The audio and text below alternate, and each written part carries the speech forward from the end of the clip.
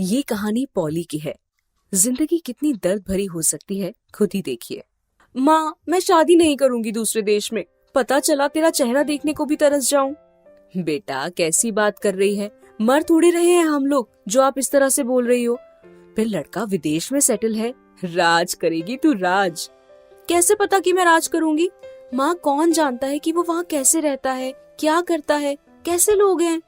देख बेटा, arrange marriage तो ऐसे ही होती है। ऐसे ही नहीं कहा जाता कि बेटियां जाती डोली में हैं और आती अर्थी में। बेटी, वो शर्मा साहब है ना, उन्होंने गारंटी ली है। लड़के की बोल रहे थे, हीरा है लड़का, हीरा। खैर, हर माँ बाप की तरह पॉली के माता पिता भी उसकी शादी किशोर से करते हैं, जो अमेरिका में सेटल होता है। अरे पॉली, ये क्या पहना है यार? ये अमेरिका है, यहाँ ऐसे गंवार वाले कपड़े नहीं चलते। घर में ही तो हूँ, बाहर जाऊंगी तो पहन लूंगी यहाँ वाले कपड़े। लेकिन जैसे किशोर को पॉली की बात पर गुस्सा ही आ गया। जबान संभाल कर बात करो। और ये तुम्हारा इंडिया नहीं है। विदेश में शादी करने का शौक तो होता है तुम गंवारों को, लेकिन रहन सहन वही गंवारों वाले।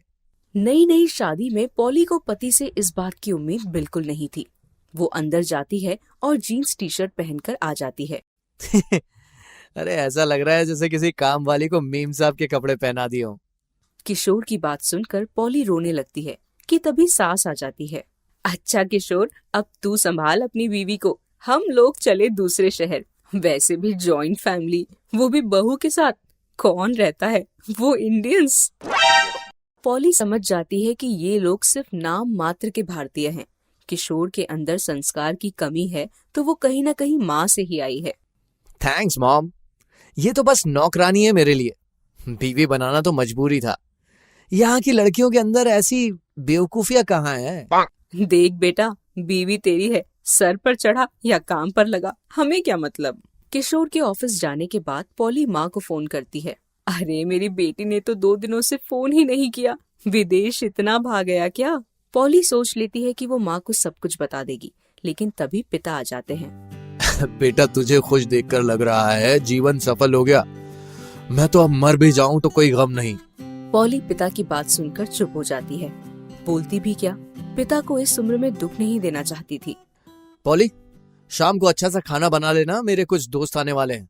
और हाँ, खाना बनाकर ऊपर वाले कमरे में चली जाना। नीचे आने की कोशिश भी ना करना जब तक मैं ना बुलाऊं।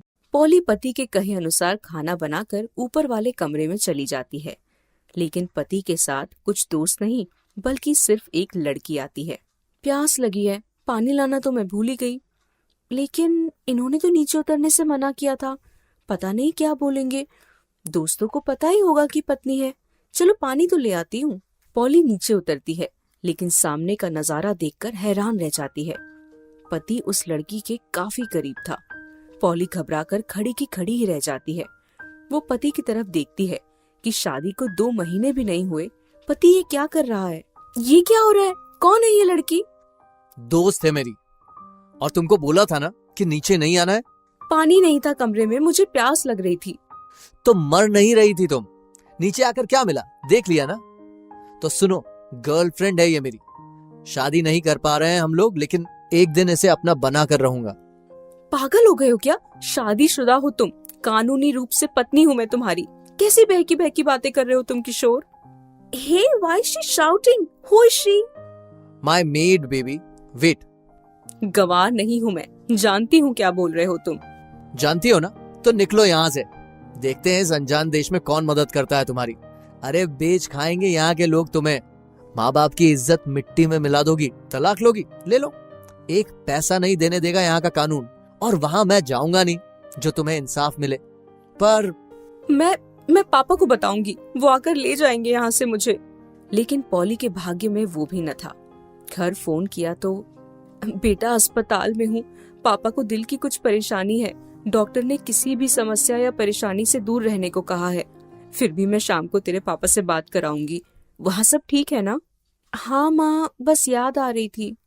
किशोर माँ बेटी की बात सुन रहा था। वो पॉली को पकड़कर ऊपर वाले कमरे में ले जाता है और बंद कर देता है। आज से यहीं पड़ी रहना, खाना भी रोज नहीं मिलेगा। घर का सारा काम करना, नहीं तो। नहीं नहीं, मैं सब करूंगी, प्लीज मुझे माफ कर दो। अब रोज किशोर उस लड़की को घर लेकर आने लगा। वो पॉली को भी खाने को कभी देता कभी नहीं। वो परेशान हो जाती है। वो किसी भी तरह उस जगह से भागना चाहती है। फिर एक दिन सुन, आज मेरा एक पार्सल आना है। मैं दरवाजा खोलकर जा रहा हूँ, लेकिन भागने की कोशिश की तो समझती है ना क्या करूंगा तेरे साथ। पॉली सर नीचे कर लेती है। क्या करूं? क्या जीवन भर इस चार दीवारी में घुट घुट कर मर जाऊं? लेकिन बाहर जाकर भी क्या करूंगी? क्या भीख मांगूंगी? मेरा तो पासपोर्ट भी उसी के पास है।